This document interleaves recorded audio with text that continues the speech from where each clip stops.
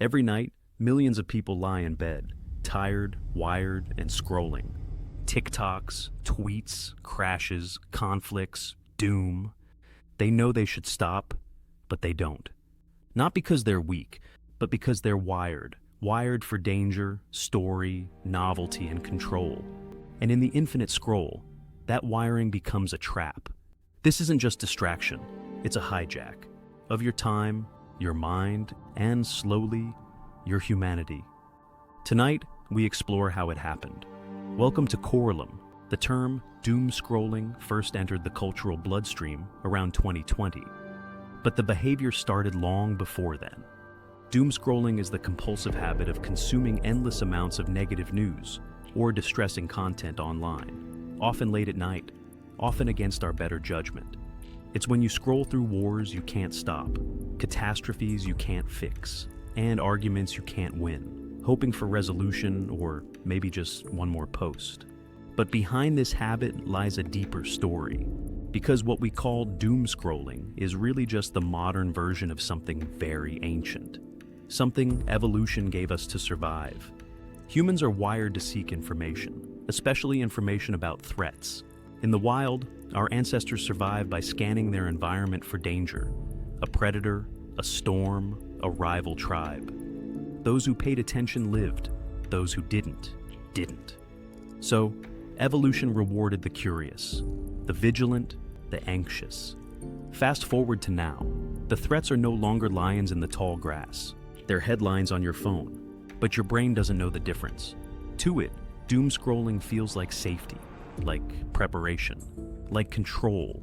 Each tap, each swipe is a hit of potential danger, and your brain is hooked. In 2006, a simple invention quietly changed the internet forever. It was called infinite scroll.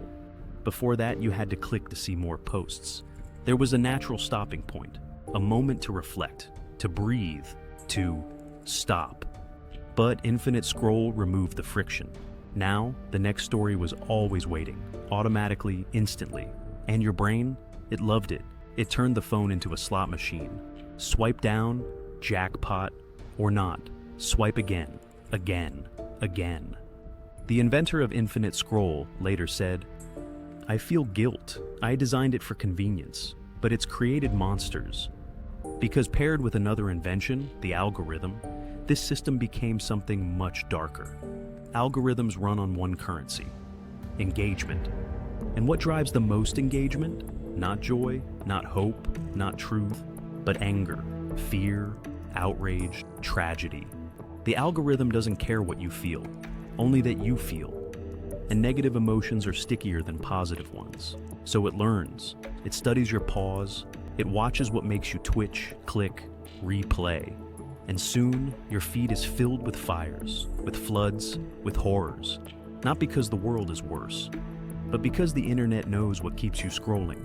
And in the end, the machine doesn't want you informed. It wants you hooked.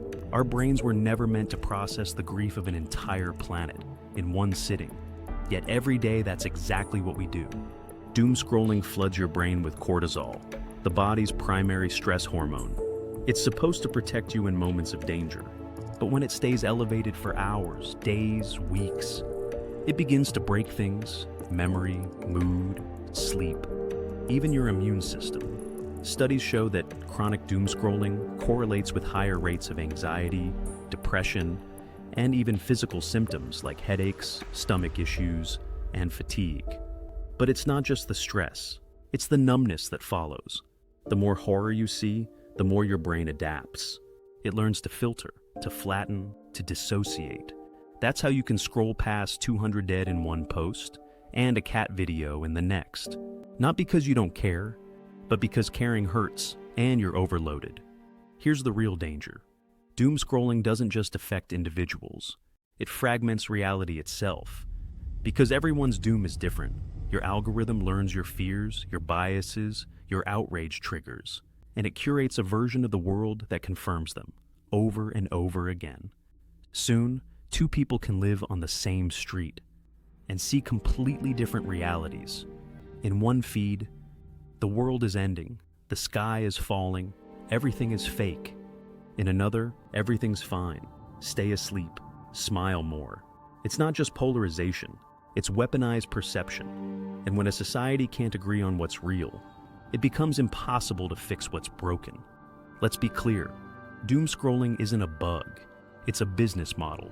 Every second you spend online is profit, and every moment you scroll is monetized. So platforms are engineered for maximum engagement. That means exploiting the deepest vulnerabilities of the human brain. It's not just infinite scroll, it's variable rewards, the same mechanism that fuels gambling. Sometimes you see something shocking, sometimes boring, sometimes just enough to keep going.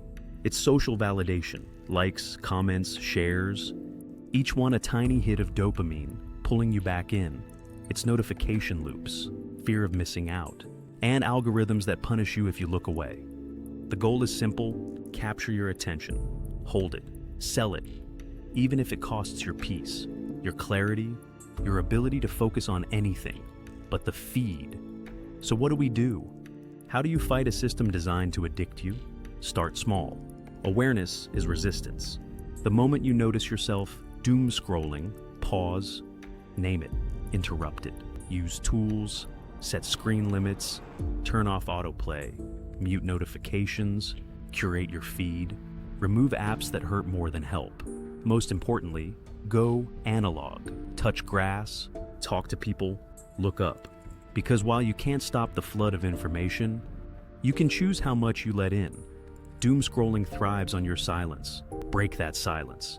Here's the paradox. We've never known more and never felt more helpless. The internet promised knowledge, but somewhere along the way, it gave us anxiety instead. We are drowning in the tragedies of the world, and the very act of staying informed is hurting us. But there is power in choosing what to see, and even more in choosing when to look away.